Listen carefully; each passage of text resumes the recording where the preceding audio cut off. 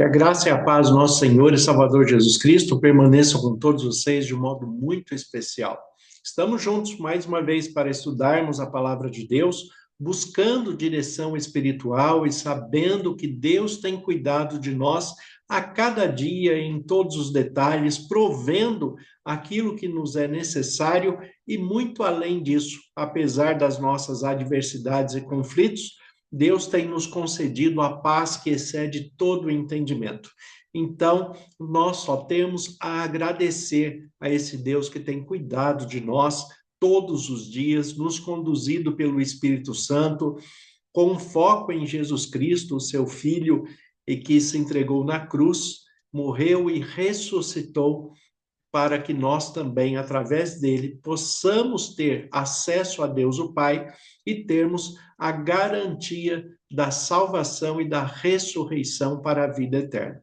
Então, nós observamos o amor de Deus, o cuidado de Deus, a maneira que Deus tem nos guiado a cada dia, e é por isso que nós dedicamos tempo a estudar a palavra de Deus, a conhecer um pouco mais de Deus, um pouco mais deste Pai amoroso, deste Pai que nos quer bem, quer trazer o que há de melhor para que nós estejamos bem desde já e não projetemos apenas o bem para a vida futura, mas que nós vivamos de fato com tranquilidade, vivamos com harmonia, para que nós tenhamos bons relacionamentos, uma instituição familiar saudável, que é isso que nós precisamos para viver bem neste mundo.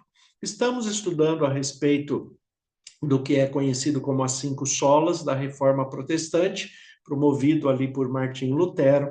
Nós já passamos por 3 aspectos dos 5, né? Nós falamos a respeito do sola gratia, sola fide, solus Christo, que é somente pela graça, somente pela fé, somente por Cristo, e agora nós vamos tratar do sola Escritura, somente a Escritura. O que significa isto? O que representa, de fato, esta expressão sola Escritura? Como nós podemos compreender este aspecto das 5 solas dentro da Reforma Protestante? E é claro que nós vamos estudar de uma maneira tranquila, curta aqui, não vamos de maneira nenhuma trazer a definição de tudo que essa questão engloba, mas, num aspecto geral, é possível nós compreendermos com sabedoria e discernimento espiritual aquilo que é proposto pela palavra de Deus. Então, o texto usado como base para o sola escritura é 2 Timóteo, capítulo 3, o versículo 16. Então, 2 Timóteo, segunda carta do apóstolo Paulo a Timóteo, capítulo 3, versículo 16, diz assim: Toda a escritura é inspirada por Deus e útil para o ensino, para a repreensão, para a correção, para a educação na justiça, a fim de que o homem de Deus seja perfeito e perfeitamente habilitado para toda boa obra. Então, repetindo o texto aqui, toda a escritura é inspirada por Deus e útil para o ensino, para a repreensão, para a correção e para a educação na justiça, a fim de que o homem de Deus seja perfeito e perfeitamente habilitado para toda boa obra. Nós temos que compreender muito bem o que Paulo está escrevendo aqui. E quando nós tratamos de Bíblia, nós precisamos compreender os detalhes das palavras utilizadas, porque são extremamente importantes para uma compreensão e uma interpretação correta do que Deus quer falar com todos nós. Porque senão, cada um vai fazer a sua própria interpretação, vai fazer a sua própria aplicação, e é infelizmente por isso que a Igreja de Cristo, né, como instituição, ela acabou se dividindo tanto. É por isso que nós temos tantas denominações, porque cada um que lê interpreta de uma maneira diferente. Ao contrário do que Jesus Cristo pediu para que os seus discípulos fizessem. Em João, capítulo 17, na sua oração, Jesus pede para que todos os cristãos sejam um, que tenham unidade da fé, que nós cresçamos em conhecimento e todos cheguemos à unidade da fé, como fala o apóstolo Paulo, também em Efésios capítulo 4, a partir do versículo 12 em diante. Nós temos que buscar conhecimento, aprimoramento, estudo da palavra, para que cheguemos a um consenso, para que cheguemos à interpretação correta da Bíblia. E dentro desta perspectiva aqui, que Paulo está escrevendo a Timóteo, ele está escrevendo exatamente porque, no seu tempo, já estava havendo dissensões a respeito da interpretação da palavra de Deus. E aí ele vai trazer esta questão: olha, toda a Escritura é inspirada por Deus e útil para o ensino. Então, vamos trazer duas questões aqui nesse início do versículo 16 de 2 Timóteo 3. Então, versículo 16, ele começa: toda a Escritura é inspirada por Deus, ponto. Então, o que o apóstolo Paulo está falando de Escritura aqui? A Escritura é um termo teológico da época de Jesus, da época do apóstolo Paulo, em que se referia àquilo que nós chamamos hoje de Antigo Testamento. Porque esta expressão Antigo Testamento foi uma expressão muito ruim colocada para dividir a questão temporal da ação de Deus através da Bíblia, através da sua palavra. Porque quando a gente classifica como Antigo Testamento, dá a impressão que ele não tem mais validade porque chegou um novo, chegou um diferente. E não é assim. Na verdade, a Escritura, o Evangelho de Deus, é o Evangelho eterno, que começa de Gênesis e vai até Apocalipse, e nós temos o privilégio de ter essa revelação completa hoje. Agora, no tempo do apóstolo Paulo, quando ele escreve esse texto, o Novo Testamento não havia sido escrito. Ele estava escrevendo, os apóstolos estavam escrevendo, né? Lucas estava pesquisando ainda para escrever o Evangelho. Então, nós não tínhamos um Novo Testamento formatado, um Novo Testamento escrito. Então, quando ele fala a respeito de toda a Escritura, ele está se referindo ao Antigo Testamento, que é o que nós temos hoje, né, na expressão bíblica. Então, você pode colocar ali de Gênesis até Malaquias, né, dentro da expressão bíblica que se tinha naquele momento. Também, nós temos que observar a expressão aqui da palavra útil. Aqui, ó, toda Escritura é inspirada por Deus. Então, toda a Escritura que Paulo está falando é aquilo que nós chamamos hoje de Antigo Testamento. Toda a Escritura é inspirada por Deus e útil para o ensino. E aí nós temos também dar uma pausa para explicar esta questão. Útil e suficiente são duas coisas muito diferentes uma da outra. Útil é aquilo que é necessário e tem proveito, mas faz parte, né, da sua necessidade essencial, mas ela não é totalitária. Então, antes que alguém me crucifique, as pessoas falam, então a Bíblia não é suficiente. O que está na Bíblia é suficiente para a nossa salvação. Mas para que nós compreendamos corretamente o que está escrito na Bíblia, nós precisamos buscar o conhecimento da época em que foi escrito, da sua cultura, para quem aquele texto foi dirigido, porque para cada época, para cada cultura, para cada povo, as interpretações, elas vão mudando.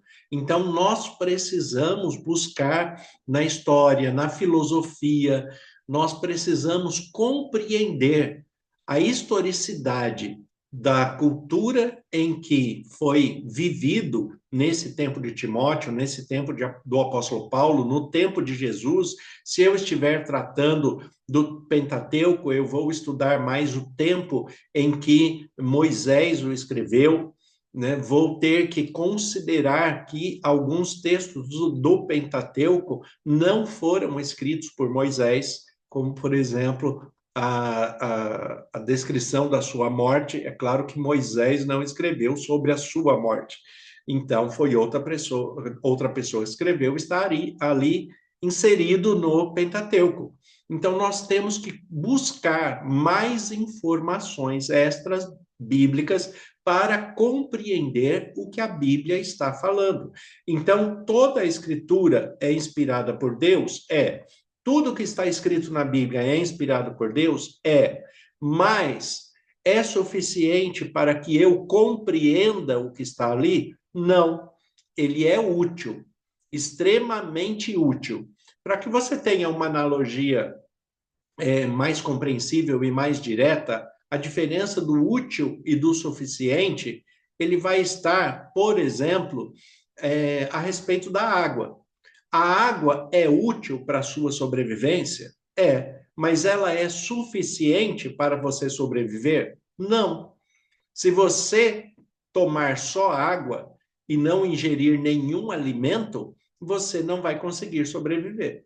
Por mais que você resista ao tempo, algum tempo, você não vai conseguir sobreviver somente com água. Por quê? Porque a água é útil, ela é essencial, mas ela não é suficiente. Então, existe essa diferença entre a expressão do útil e da suficiência. E aqui, em 2 Timóteo 3,16, nós temos: toda a escritura é inspirada por Deus? Sim.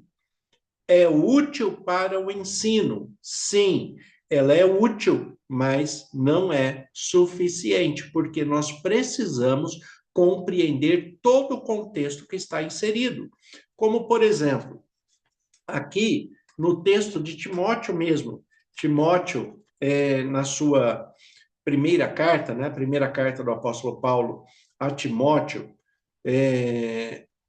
no capítulo 5, o capítulo 5, nós temos aqui uma observação do apóstolo Paulo, quando ele escreve a Timóteo, falando a respeito da água que provocou ali um problema no estômago de Timóteo.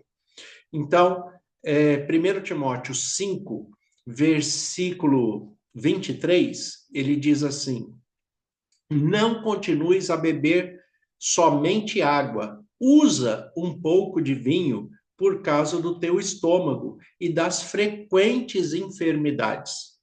Por que Paulo está falando aqui para Timóteo não beber somente água, mas também beber um pouco de vinho, colocar um pouco de vinho? O que significa isso? O apóstolo Paulo está incentivando Timóteo a ingerir bebidas alcoólicas? Ele está validando o uso de bebidas alcoólicas? Não, não é isso que ele está falando. Só que o texto em si não explica, e a Bíblia em si não explica, porque isso era algo comum para a época de Timóteo, para a época do apóstolo Paulo. Então, eles sabem exatamente a que estão se referindo. A questão é que na região ali onde Timóteo está, a água é extremamente contaminada. E naquele tempo se usava o vinho como nós usamos o cloro hoje, para purificar a água, né? Então, era colocado uma medida de vinho para 3 medidas de água. E assim, o vinho, o álcool do vinho, ali, ele acabava purificando a água. Como Timóteo fazia questão de ser totalmente abstêmio, de não usar nenhum tipo de bebida alcoólica, ele bebia água pura. Por causa disso, ele acabou tendo uma enfermidade no estômago e outras enfermidades também. Então, o que o apóstolo Paulo recomenda a ele? Fala, Timóteo, não continues a beber somente água. Usa um pouco de vinho por causa do seu estômago e das tuas enfermidades.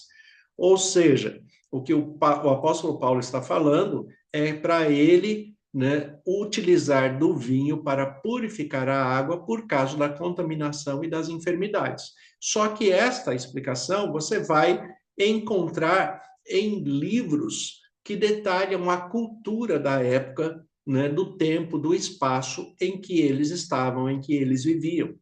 Então, para compreender detalhes em que a Bíblia nos apresenta, nós temos que buscar compreensão histórica, compreensão cultural, compreensão filosófica. Mas o que nós encontramos, e aí é que está a questão da sola escritura, né? Somente as escrituras. Toda explicação que é encontrada, ela não pode contradizer aquilo que a Bíblia ensina. Ela só vai colaborar com o ensino bíblico. Ela vai trazer uma luz maior, ela vai trazer uma interpretação maior, né, uma compreensão maior daquilo que a Bíblia já está falando. Ela nunca vai contradizer. Por quê? Porque toda a Escritura é inspirada por Deus e ela é útil, né? Mas não é suficiente. Se você quiser se aprofundar, você tem que conhecer mais até do idioma que ela foi escrita. É por isso que eu busquei me especializar em hebraico, em grego, aramaico, porque foi assim que a Bíblia foi escrita no seu original e o contexto do original, ele nos traz muito mais informações do que nós temos em qualquer tradução bíblica, porque toda tradução tem perdas. Então, nós temos que tomar cuidado, né, quando nós queremos enfatizar algo que nós não temos total conhecimento, né? Não temos uma amplitude, o total conhecimento da Bíblia ninguém vai ter nunca, né? A não ser Deus. Mas ter uma amplitude deste conhecimento, nós precisamos buscar mais conhecimento, conhecimento da literatura, conhecimento da escrita, da cultura, da questão geográfica, né, de tudo o que é periférico para que aquele texto possa ser construído e interpretado da maneira correta. Então, toda a escritura é inspirada, sim, é útil, sim, né? Agora, para que serve a palavra de Deus? Para o ensino, para a repreensão, para a correção, para a educação na justiça. Então, olha aqui, a palavra de Deus, a escritura, ela serve para quê? Primeiro, para o ensino, para nos ensinar como nós devemos viver de maneira que a nossa vida seja agradável a Deus. Em primeiro lugar, dar louvor a Deus, né? E também nos ensinar como nos relacionar com as pessoas, como viver em sociedade, como ter um bom casamento, como ter filhos de uma maneira saudável e apropriada dentro da perspectiva de Deus, como educar esses filhos da melhor maneira possível. Então, a Bíblia, ela nos ensina todos os padrões de convivência, de ética, de moral, de respeito, de integridade, né, humana. A Bíblia, ela vai trazer todos esses conceitos. Então, toda a escritura é inspirada por Deus e útil para o ensino, para a repreensão. É a Bíblia que vai nos repreender, nos apresentar aquilo que nós estamos fazendo de errado e não só apontar o erro, mas apontar, né, também a solução para aquilo que está se vivendo. Para a correção, que é exatamente, né, essa questão, ela não aponta só o erro, mas ela corrige. Para educação na justiça. O que quer dizer isto? Educação na justiça. Justiça é uma expressão que vem do hebraico de sadi, que é andar em paralelo com a vontade de Deus, andar em paralelo com a palavra de Deus. Assim como Deus fala desde o início, né, falou para Josué, ali no primeiro capítulo de Josué, falando a respeito do Pentateuco, que já havia sido escrito por Moisés, e Deus fala a Josué: Josué, nunca te apartes do livro da lei, não se desvie dele, para que seja bem-sucedido. Então, observe a palavra que Deus fala a Josué. Se nós colocarmos a palavra de Deus em prática e vivermos segundo os seus ensinos, nós seremos em tudo bem-sucedido. E é isso que todo ser humano procura, ser bem-sucedido em todas as coisas. Então, aqui, quando fala educação na justiça, nós, como filhos de Deus, temos que ser educados a colocar a Bíblia, as Escrituras, a palavra de Deus em prática em nossa vida. Então, toda a Escritura é inspirada por Deus, útil para o ensino, para a repreensão, para correção, para a educação na justiça, ou seja, para andarmos em paralelo com a palavra de Deus. E qual vai ser o resultado disso? Qual vai ser o final disso? Versículo 17. A fim de que o homem de Deus seja perfeito e perfeitamente habilitado para toda boa obra. Observe aqui, a fim de que o homem de Deus seja perfeito e perfeitamente habilitado para toda boa obra. Então, o que é ser perfeito? É possível ser perfeito? E aí as pessoas falam, não é possível nós sermos perfeitos.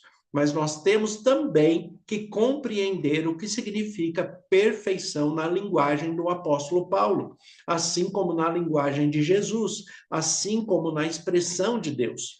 Né? Jesus, o que ele diz? Sede vós perfeitos, como é perfeito o vosso Pai Celeste. O apóstolo Paulo está falando aqui, em 2 Timóteo 3,17, né, a fim de que o homem de Deus seja perfeito e perfeitamente habilitado. O que é ser perfeito? Deus é perfeito? É, em todas as coisas, porque ele conhece tudo e faz tudo para o bem. Então, ele é perfeito em todas as coisas. Nós podemos ser perfeitos? Podemos. O que é perfeição na perspectiva bíblica? É você colocar em prática da maneira correta, segundo o que você aprendeu. Então, se você aprendeu, faça. Isto é ser perfeito. Se você aprendeu que algo ofende a Deus, deixe de fazer. Se você aprendeu que algo agrada a Deus, faça, né? Faça com prazer, com alegria. Se você aprendeu que a estrutura do casamento tem um padrão guiado por Deus, siga este padrão. Se você aprendeu que a sexualidade deve ser ativa e praticada somente no casal, dentro do casamento, faça dessa forma. Então, isto é ser perfeito. Naquilo que você já aprendeu, coloque em prática e faça da maneira correta, da maneira que Deus aprova. Então, isto é ser perfeito. Então, cada um é perfeito dentro da sua limitação de conhecimento. Então, quando nós falamos do sola escritura, somente pelas escrituras, nós temos a escritura como o livro base para nos conduzir para o crescimento, para o conhecimento, para sermos corrigidos, para que nós possamos ser educados para viver segundo a vontade de Deus. Mas quando nós vamos buscar mais informações, porque, como eu já expliquei aqui, o texto de 2 Timóteo 3,16, que fala toda a escritura é inspirada por Deus, né? Mas ela é útil, né? Ela não é suficiente, porque nós precisamos buscar informações sobre a cultura, sobre a literatura, sobre o espaço geográfico, sobre o tempo em que cada texto foi escrito. E também nós temos que compreender que toda esta busca de conhecimento não pode vir ferir aquilo que já está escrito, colocado por Deus dentro da Bíblia. É o que nós temos aqui em Gálatas, capítulo 1, o versículo 6 em diante. Olha o que diz aqui, o apóstolo Paulo escreve à igreja da Galácia, então aos Gálatas, capítulo 1, o versículo 6 em diante, olha o que o apóstolo diz. Admira-me que estáis passando tão depressa daquele que vos chamou da graça de Cristo para outro evangelho, o qual não é outro, senão que há alguns que vos perturbam e querem perverter o evangelho de Cristo. Observem aqui, já no tempo do apóstolo Paulo, já tinha pessoas interpretando erroneamente a Bíblia, interpretando erroneamente a palavra de Deus. Aliás, né, Jesus, ele repreende os doutores da lei, que apesar de conhecer as Escrituras, conhecer a palavra de Deus, tinha uma interpretação completamente equivocada. Então, Jesus, né, na sua humanidade, ele vem e ele já corrige, ele já reinterpreta corretamente a palavra de Deus. Ele não anula nada da palavra de Deus. Aliás, ele mesmo diz que nem um tio, nem uma vírgula vai se passar do que foi escrito. Né? E ele mesmo também diz que ele veio para cumprir a lei, não para anulá-la. Né? E essa expressão lei está falando a respeito aí do Antigo Testamento, como nós classificamos hoje. Mas, no tempo aqui do apóstolo Paulo, em que ele escreve, já havia algumas pessoas trazendo uma má interpretação do evangelho que Jesus havia pregado, desta correção que Jesus havia feito, e as pessoas estavam criando um novo evangelho. E tem, infelizmente, muitas pessoas que querem criar um novo evangelho como se ele estivesse descobrindo a roda, como se ele estivesse descobrindo algo que nunca ninguém viu. Então, ele quer colocar que ele descobriu que um determinado comportamento, um determinado vestuário, um determinado tipo de alimentação é melhor do que o outro, né? Então, ele vai colocando pesos e ensinos que não fazem parte da Bíblia e da palavra de Deus. E isto não pode ser feito, porque tudo o que nós buscamos de informações para compreender melhor a Bíblia não pode contradizer nem estender o que a Bíblia está dizendo. Ele só vai nos trazer uma melhor compreensão sobre aquele tema, sobre aquele assunto. Então, o apóstolo Paulo, ele fala: admira-me que estáis passando tão depressa daquele que vos chamou na graça de Cristo para outro evangelho, o qual não é outro, senão que há alguns que vos perturbam e querem perverter o evangelho de Cristo. Então, tem gente que, infelizmente, até hoje fazem isto, pegam o próprio evangelho de Cristo e pervertem o evangelho. Mas olha a recomendação que o apóstolo Paulo dá no versículo 8 aqui de Gálatas, capítulo 1. Olha o versículo 8. Mas, ainda que nós, ou mesmo um anjo vindo do céu, vos pregue evangelho que vá além do que temos pregado, seja anátema, ou seja, seja maldito. Assim como já dissemos e agora repito, se alguém vos prega evangelho que vá além daquele que recebestes, seja anátema. Ele reforça o que ele já disse no versículo 8, ele reforça no versículo 9. Se alguém escreve, interpreta um evangelho que vai além do que nós temos na Bíblia, então esse evangelho não é válido. Isto é uma maldição, porque vai trazer um peso desnecessário sobre as pessoas. Então, nós temos que compreender que existem pessoas que adotam estilos de vida pessoais, mas esse estilo de vida ele é pessoal, ele não é uma doutrina bíblica, não envolve questões de salvação. Então, tem pessoas que, por exemplo, querem pregar que para uma pessoa ser salva, ele tem que ser vegetariano. Isto não é verdade, né? Deus apenas seleciona as melhores carnes, aquilo que nós podemos comer, sem nos trazer prejuízo. Mas nós não precisamos ser vegetarianos para ser salvos. Então, se alguém está pregando desta maneira, ele está indo além do evangelho de Jesus Cristo.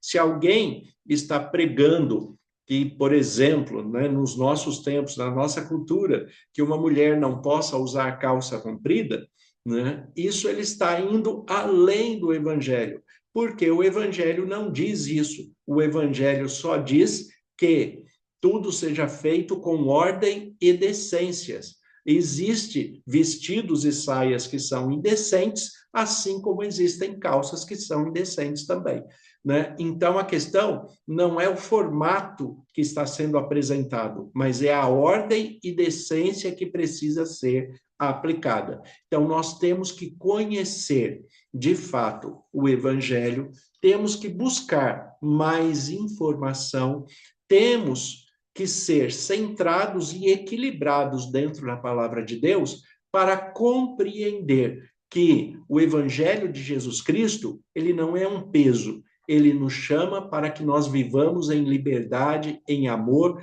que nós vivamos de fato com respeito, com idoneidade e que nós possamos, né, passar o verdadeiro evangelho não através da nossa fala somente, mas principalmente através da nossa vida, de celebrarmos a nossa vida e mostrarmos que quando nós colocamos a palavra de Deus em prática em nossa vida, nós vivemos muito melhor. Temos uma paz muito maior. Temos paz, temos alegria, temos um bom casamento, temos bons filhos, tem uma boa família constituída, temos bons amigos, somos respeitados no trabalho. Então, é isso que Deus quer de nós. Então, sola escritura das 5 solas, né, dos 5 somentes, os 5 somente que nos conduz à salvação e à vida eterna. Então, somente pela graça, que foi explicado no primeiro vídeo, somente pela fé, que também foi explicado já no segundo. No terceiro, nós falamos que somente por Cristo nós somos salvos, e agora, somente pelas Escrituras. Lembrando que é somente pelas Escrituras que nós podemos alcançar a salvação para a vida eterna. Mas o que está escrito na palavra de Deus é útil, mas precisa de um bom conhecimento literário, filosófico, né, histórico, para que nós compreendamos de fato e possamos fazer uma interpretação correta. Então, que Deus auxilie você, que Deus ajude você de uma maneira muito especial e que você compreenda de fato o que Deus quer apresentar. Lembre-se sempre que o Evangelho de Jesus Cristo é para nos trazer liberdade e não libertinagem. São duas coisas diferentes. Nós temos que tomar cuidado para não usar a liberdade de Cristo para tomar veneno, porque se fizermos isso, né, incorreremos num prejuízo muito grande. Né? Ninguém pode usar a liberdade para trazer prejuízo para si mesmo. Não é este o propósito de Deus. A liberdade que temos em Cristo é ter um bom discernimento entre o bem e o mal, saber desprezar o mal e escolher o bem. Como diz o apóstolo Paulo, todas as coisas me são lícitas, mas nem tudo me convém. Eu posso beber? Posso. Eu posso fumar? Posso. Mas eu não quero, porque isso me prejudica, isto ofende a Deus e isto vai me levar a um caminho que não é equilibrado dentro da vida cristã e dentro da proposta de Deus através das Escrituras para a vida daqueles que o seguem. Então, eu tenho que ter uma boa interpretação, um bom conhecimento da palavra de Deus, um bom conhecimento histórico e literário, e desta maneira eu vou crescer em conhecimento, em graça, em fé, para que somente por Cristo eu chegue à salvação. Então vamos orar, vamos falar com Deus. Senhor, nosso Deus e Pai, nós te agradecemos pela tua palavra que é viva e eficaz. Como ministro do Evangelho, em nome de Jesus, eu peço as tuas bênçãos sobre todos os que nos acompanham. Que o Senhor conceda da tua paz, com sabedoria e discernimento, que todos conheçam mais de ti pelo Espírito Santo e façam uma correta interpretação da tua palavra, para que vivam em paz, em tranquilidade, com harmonia, sem julgamentos e sem pesos que vão além do Evangelho do teu Filho Jesus Cristo. Pai, que o Senhor abençoe a cada família, a cada um individualmente. O Senhor sabe as suas necessidades, o Senhor sabe as suas buscas, as suas lutas. Que o Senhor esteja alcançando a cada um segundo os teus propósitos e a tua vontade, que é sempre boa, agradável e perfeita. Nós te agradecemos e oramos em nome de Jesus. Amém. Deus abençoe a todos. Tenha um excelente dia em nome de Jesus.